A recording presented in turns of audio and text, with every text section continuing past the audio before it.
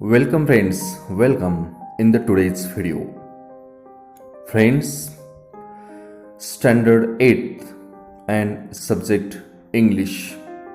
My English book 8th, standard 8th. Friends, today we are going to learn and discuss on the topic 3.4, The Two Gentlemen of Verona. मित्रांनो, आज आपण 3.4 the two gentlemen of Verona या कथेची चर्चा करणार आहोत. First we must learn about the unfamiliar words and phrases in this lesson. So pay attention on the screen. The first word amazes. Amazes that is verb means surprises, आश्चर्यचकित होणे. Next one, amplification. Amplification, that is a noun. Its meaning, focus on a statement. Focus on a statement. एखाद्या विधानाची मध्यवर्ती कल्पना. Crave an idea. Crave an idea, it is a phrase.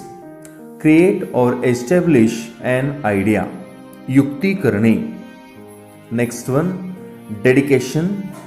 Dedication, it is a noun. It means complete devotion and loyalty towards someone or something.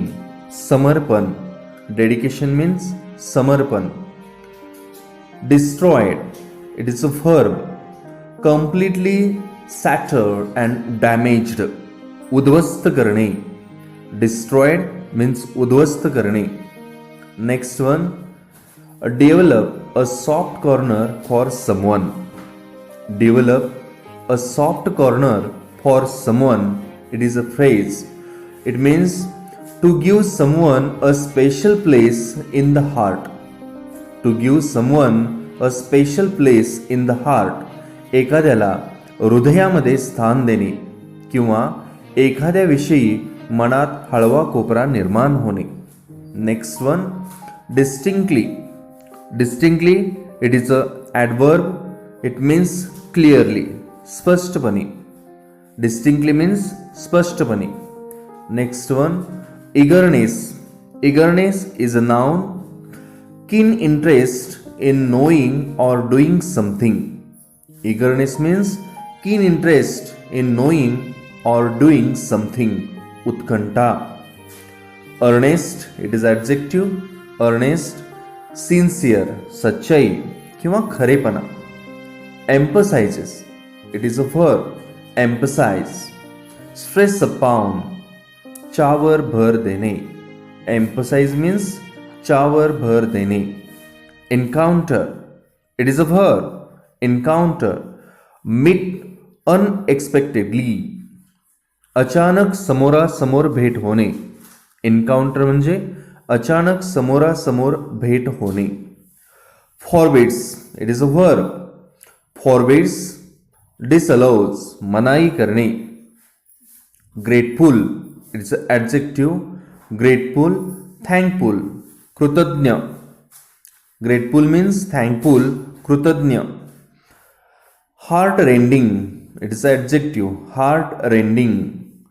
Causing great sorrow, it means causing great sorrow, अतीव दुःखाचं कारण, तीव्र दुःख, तीव्र यातना.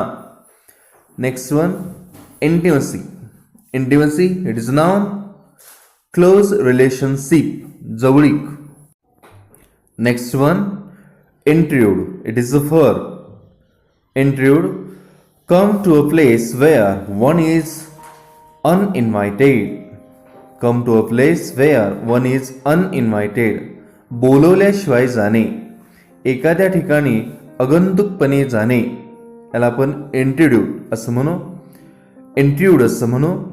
Next one, literally. Literally, it is adjective. Actually, in a literal sense, अक्षरशः या अर्थानं. लिटरली, अक्षरशः. Noble, adjective. Have high moral principles. Noble means have high moral principles, नैतिक मूल्ये. Next one, not shaken their spirit. Not shaken their spirit. It means not reduced their eagerness to do something. धैर्य डळमळीत केलेलं नाही किंवा एखादी गोष्ट करण्याची उर्मी कमी झालेली नाही किंवा नष्टही झालेली नाही. Means not second their spirit. Next word, peeping. Peeping, it is a verb looking at something quickly. Looking at something quickly means डोकावणे. Resemble, it is a verb have a similar appearance. साम्य असणे, सारखेपणा असणे. Next word, reveal. It is also verb reveal, show.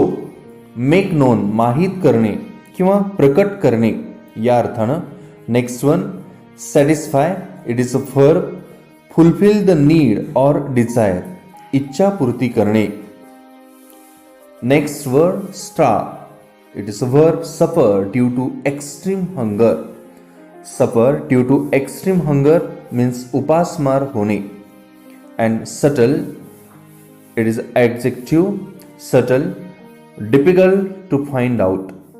सूक्ष्म शोधण्यास कठीण असे या अर्थानं हा शब्द आहे. Friends, we must know some words. That one, tuberculosis of the spine. Tuberculosis of the spine means an infectious disease which affects the spine, causing the person to suffer from back pain, weight loss and deformity of the spine. अर्थात मणक्याचा क्षयरोग. Next one, Verona. Verona means a city in Italy. मित्रांनो, Verona ही इटलीमधील एक शहर आहे. आणि आज आपण या कथेची थोडी चर्चा करूया. 3.4 the to gentleman of Verona. Pay attention and pay on the screen, or you may be open page number 70. Okay friends, A.J. Cronin has very well carved the idea. A.J. Cronin has very well carved the idea of selfless help and explained the importance of dedication towards relationships in the story. The Two Gentlemen of Verona. The story revolves around the two boys named Nicola and Jacopo, who do numerous things to earn money only to pay for their sister's treatment, who suffers from tuberculosis of the spine. Friends, it is a book review. मित्रांनो, A.J. Cronin यांनी लिखित केलेली ही एक book review आहे. The two gentlemen of Verona. वेरोनाचे दोन सद्ग्रहस्थ ही आपण कथा पाहायला लागलोय. या अगोदर या कथेतील अपरिचित शब्दांची आपण चर्चा केलेली आहे. वेरोनाचे दोन सद्ग्रहस्थ. A.J. क्रोनिन यांनी वेरोनाचे दोन सद्ग्रहस्थ या कथेतून निस्वार्थी मदतीची कल्पना अतिशय उत्तम प्रकारे या ठिकाणी मांडलेली आहे. आणि त्याचबरोबर नात्यांप्रती असलेली निष्ठा आणि केलेलं समर्पण याचं महत्त्व या ठिकाणी प्रामुख्यानं रेखाटलेलं आहे. मित्रांनो, ही कथा निकोला आणि जॅकोपो दोन सद्ग्रस्त कुठले आहेत तर निकोला आणि जॅकोपो या दोन मुलाभोवती ही सबंध कथा फिरते, जे मणक्याच्या क्षयाने ग्रस्त असलेल्या आपल्या बहिणीच्या उपचारासाठी पैसे उभे करण्यासाठी अनेकविध उद्योग करीत असतात, अनेक कामं करत असतात, हे या कथेत सांगितलेलं आहे. Next paragraph. The story begins with the narrator driving down the foothills of the Alps. Here is when he first encounters the two brothers selling wild strawberries. Even after the driver forbids the narrator to buy the wild fruits, he buys the biggest basket and drives towards the town. This scene emphasizes on the first step of growing intimacy between the narrator and the two boys. या पॅरेग्राफमध्ये काय सांगितले बघा. कथाकार Alps पर्वताच्या पायथ्याशी गाडी चालवत पोहोचतो आणि तिथून या कथेची सुरुवात होते. इथेच तो गावरान स्ट्रॉबेरीज विकत असलेल्या या दोघा भावांना प्रथम भेटतो. एन्काउंटर्स, प्रथम अनपेक्षित या ठिकाणी भेट होते. त्या गाडीतील ड्रायव्हरने गावरान स्ट्रॉबेरीज घेण्यास मनाई करून सुद्धा कथाकार सर्वात मोठी टोपली विकत घेतो आणि गावाकडे जायला निघतो. हा पहिला प्रसंग म्हणजे कथाकाराची त्या दोन मुलाबरोबर नंतर वाढत जाणाऱ्या जवळीकीची ही सुरुवातच आहे, असंच या ठिकाणी आपल्याला स्पष्ट होतं. Okay, in the next paragraph, the next day the boys are found shining shoes in the public square. This amazes the narrator. This is when they reveal the fact that they do numerous kinds of things to earn money. Here, the narrator is shown to develop a soft corner for them in his heart. He finds them to be innocent, serious, pleasant, and earnest. मित्रांनो, या पॅरेग्राफमध्ये काय सांगितले बघा. The next day the boys are found shining shoes in the public square. या अगोदरच्या परिच्छेदात आपण पाहिलं की गावरान स्ट्रॉबेरीज विकत असलेले त्या दोन मुलांची भेट या कथाकाराशी होत आणि दुसऱ्या दिवशी ती मुले भर चौकात बूट पॉलिश दिसतात. ते पाहून कथाकाराला आश्चर्य वाटतं. पैशासाठी आपण हे विविध उद्योग करीत असल्याचे यावेळी ते दोघे त्याला सांगतात. इथे कथाकाराच्या मनात त्यांच्याविषयी विशेष आस्था वाटू लागल्याचं आपणाला दिसून येतं. त्याला ते दोघे निरागस, प्रामाणिक, आनंदी आणि सच्चे असल्याचं जाणवतं. He finds them to be innocent, serious, pleasant and earnest. The boys are very useful to the narrator. Pay attention. The boys are very useful to the narrator. They are very willing to satisfy all that the narrator requires.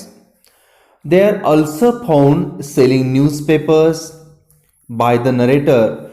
One stormy night, one day, when the narrator asks if he can help them in any, they say they will be very grateful if they get a lift to the nearby village Poleta.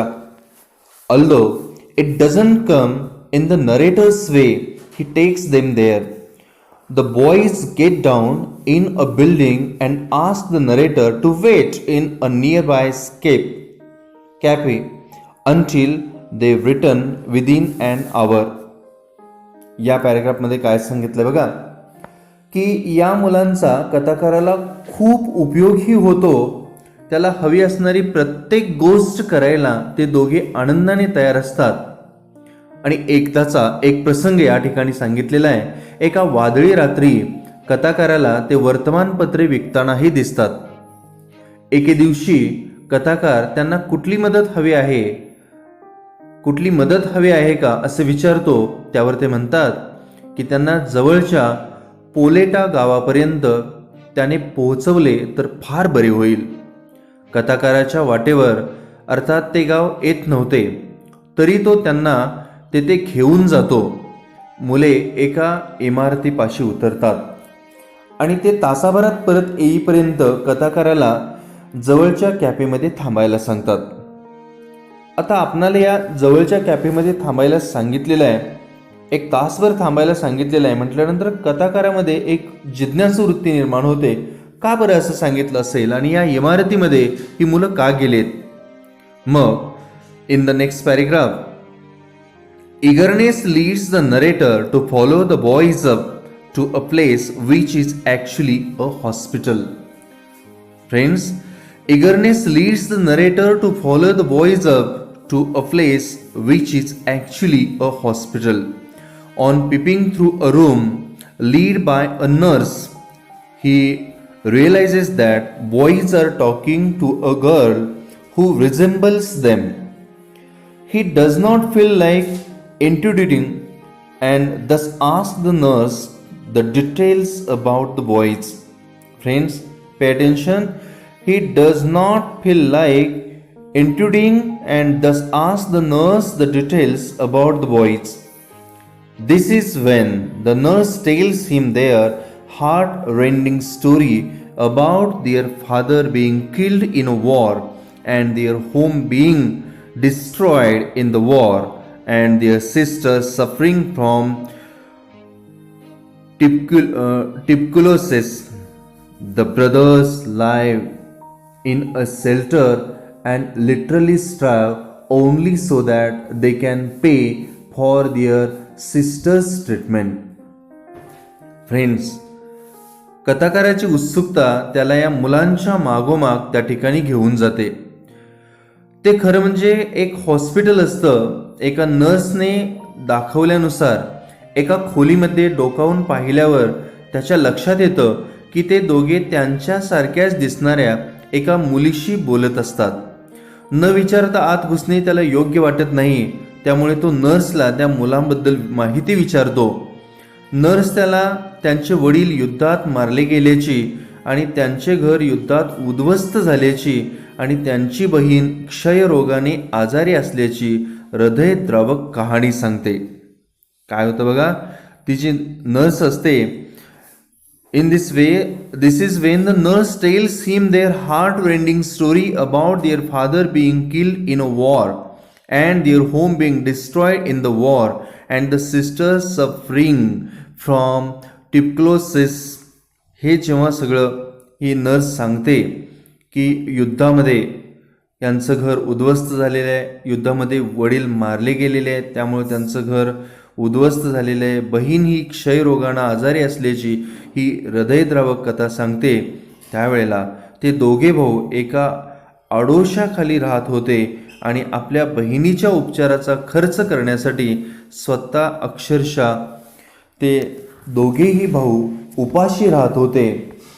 हे या बोलण्यातून लक्षात येतं. The brothers live in a shelter and literally strive only so that they can pay for their sister's treatment. So keeping a secret and helping their sister, they have shown that war has not shaken their spirit. Friends, pay attention. So keeping a secret and helping their sister, they have shown that war has not shaken their spirit. They are noble and gentle and great human beings in their own special yet subtle way. This story distinctly talks about how true the amplification says, where there is a will, there is a way. मित्रांनो, ही हृदयद्रावक कथा त्या nurse करून या कथाकाराला समजते आणि आपल्या बहिणीच्या उपचाराचा खर्च करण्यासाठी स्वतः अक्षरशः उपाशी राहत होते ही अशी दोन भावंड. त्यामुळं गुप्तता राखून आणि आपल्या बहिणीला मदत करीत त्यांनी युद्धामुळे आपली उमेद खचलेली नाही हे दाखवून दिलेलं होतं. हे दोघे अतिशय थोर आणि उमद्या मनाचे मनुष्य होते. हे कसे होते? अतिशय थोर होते आणि उमद्या मनाचे होते. They are noble and gentle and great human beings. आणि त्यांचं कार्य विशेष असूनही ते स्वतः अगदी साधे होते. Means in their own special yet subtle way. अतिशय महान कार्य ते दोघं करत होते, पण त्यांचं राहणीमान हे अगदी साधं होतं. या कथेतून एक विचार प्रकर्षानं अधोरेखित होतो. मित्रांनो लक्ष द्या, या कथेतून एक विचार प्रकर्षानं अधोरेखित होतो. तो असा की कोणता? Where there is will there is a way. कोणता होतो? जिथे इच्छा असते तिथे मार्गही असतो. हे सांगणारी ही कथा आहे. It is a book review. एक book review written by A J. Cronin यांनी लिहिलेली ही कथा ही आपण चर्चा केलेली आहे. Friends, we will discuss once again about this story. I will tell you the summary of this story. Pay attention and listen carefully. आपण जी ही कथा पाहिलेली आहे, that is the Two Gentlemen of Verona, is a story written A.J. Cronin and this chapter is a book review of the story. It is about the undying spirit of two young boys who do their best to ensure that their sister is treated for TB. The story starts with the narrator meeting the boys while he is traveling down the foothills of the Alps. On seeing that the boys are selling wild strawberries, the narrator purchases the biggest basket from them. This exchange marks the beginning of the close relation that the narrator would develop with the boys later. The next day, the narrator is surprised to see that the boys are shining shoes instead of selling strawberries. That is when the boys tell him that they take up different jobs to earn money. The narrator then develops a soft corner for them and finds them to be innocent, serious, pleasant, and earnest. The boys prove to be quite useful to the narrator as they helped him with everything that he required. One stormy night, the narrator also finds the boys selling newspaper.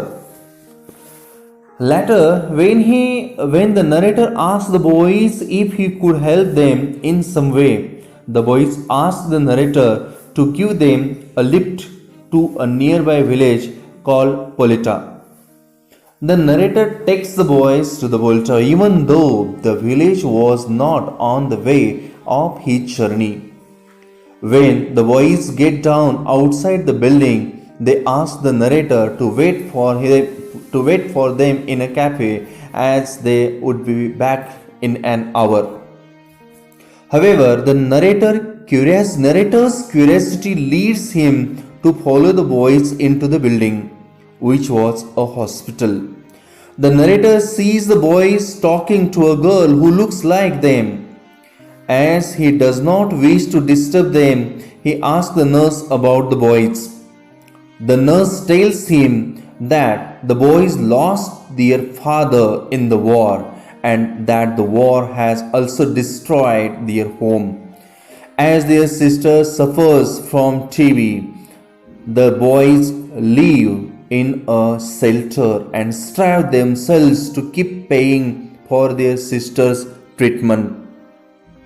After hearing the story, the narrator admires the boys as they didn't let the war shake their spirit and finds the boys to be noble, gentle, and great human beings. The story ends by stating the proverb that where there is a will, there is a way. The Two Gentlemen of Verona ही कथा AJ. Cronin यांनी लिहिलेली असून या पाठामध्ये मित्रांनो या कथेचं परीक्षण मांडलेलं आहे. ही दोन युवकांच्या अविनाशी अशा प्रेरणेची कथा आहे. क्षयरोगामुळे पीडित असलेल्या बहिणीच्या उपचारासाठी हे दोन्ही तरुण प्रयत्नांची पराकाष्ठा करत असतात. आल्प्स पर्वताच्या पायथ्याशी असलेल्या टेकड्याकडे प्रवास करत असताना या कथाकाराची निवेदकाची कथा सांगणाऱ्या व्यक्तीची दोन लहान भावांची भेट होते. या प्रसंगापासून कथेची सुरुवात झालेली आहे. प्रथम भेटीच्या वेळी निवेदकाला ही दोन मुले जंगली स्ट्रॉबेरी, गावरान स्ट्रॉबेरी विकत असताना दिसतात. तेव्हा निवेदक त्यांच्याकडून या गावरान स्ट्रॉबेरीची एक मोठी टोपली त्यांच्याकडून विकत घेतो. या देवाणघेवाणीतून निवेदक व ती मुले त्यांच्यातील दृढ स्नेहबंधांची या ठिकाणी सुरुवात होते. दुसऱ्या दिवशी निवेदकाला आदल्या दिवशी स्ट्रॉबेरी विकणारी ती मुले बुटांना पॉलिश करताना दिसतात. ते पाहून त्याला फार आश्चर्य वाटतं. पैसे कमावण्यासाठी आपण विविध कामे करत असल्याची ती मुले निवेदकाला सांगतात. त्यानंतर निवेदकाच्या मनात त्यांच्याविषयी सहानुभूती निर्माण होते. ती मुले निरागस, विचारी, आनंदी आणि प्रामाणिक असल्याचं निवेदकाला जाणवून येतं. निवेदकाच्या कथाकाराच्या गरजेच्या सर्व गोष्टी पुरवून ही मुले त्याला खूप उपयोगी पडत असतात. एका वादळी संध्याकाळी लेखकाला ती मुले वृत्तपत्र विकताना आढळतात. एके दिवशी निवेदक त्या मुलांना मी तुम्हाला कशा प्रकारे मदत करू शकतो असे विचारतो. यावर ती मुले निवेदकाला त्यांना पोलेटा या शेजारच्या गावापर्यंत सोडण्यास सांगतात. पोलेटा हे गाव निवेदकाच्या प्रवासाच्या रस्त्यावर नसूनही तो मुलांना तेथे सोडण्यास तयार होतो. पोलेटा गावातील एका इमारतीपाशी ती मुले निवेदकाच्या गाडीतून उतरतात, या कथाकाराच्या गाडीतून उतरतात आणि त्याला एका कॅफेमध्ये थांबायला सांगून आपण 1 तासात परतणार असल्याचं सांगतात. ही मुले नक्की कोठे जात आहेत याबाबत निवेदकाला कुतूहल वाटतं, जिज्ञासा निर्माण होते. त्यामुळं तो निवेदक त्यांच्या मागे मागे जातो. ज्या इमारतीत मुले शिरतात ती एका रुग्णालयाची इमारत असते. तेथे निवेदकाला ती मुले एका त्यांच्यासारख्याच दिसणाऱ्या मुलीशी बोलताना दिसतात. तो त्यांच्या बोलण्यात व्यत्यय आणू इच्छित नाही. मग रुग्णालयातील एका परिचारिकेकडे, नर्सकडे तो त्या मुलाबाबत चौकशी करतो आणि या वेळेला तो चौकशी केल्यानंतर त्याला समजतं की युद्धामध्ये या मुलाचे वडील मृत्युमुखी पडले. या युद्धात त्यांचं घरही उद्ध्वस्त झालं. सध्या ही मुले एका आश्रयगृहात राहून क्षयरोगाने पीडित असलेल्या आपल्या बहिणीच्या उपचाराचा खर्च भागवण्यासाठी स्वतः अर्धपोटी राहून प्रचंड कष्ट करत आहेत. अशी माहिती परिचारिका अर्थात नर्स या कथाकाराला निवेदकाला देते. त्यांची ही हृदयद्रावक कथा ऐकून एवढ्या कठीण परिस्थितीतही या मुलांनी दाखवलेल्या असामान्य धैर्याने निवेदक हा कथाकार भारावून जातो. सर्वस्व गमावणारे भीषण युद्ध त्या मुलामधील स्फूर्ती प्रेरणा डळमळीत करू शकले नाही. या कठीण प्रसंगातून होरपळून निघाल्यानंतरही मुले एक सुज्ञ, विनम्र आणि महान व्यक्ती म्हणून घडली हे या ठिकाणी आपल्या लक्षात येतं. मित्रांनो, जेथे इच्छा असेल तेथे मार्ग दिसेल या म्हणीने या पाठाचा शेवट या ठिकाणी करण्यात आलेला आहे. Friends, today we have explained on the lesson 3.4 the two gentlemen of Verona. Friends, all of you must read this lesson again and again and recite the unfamiliar words and phrases. Friends, we will meet in the next video with the English workshop. Okay friends, thank you for watching this video.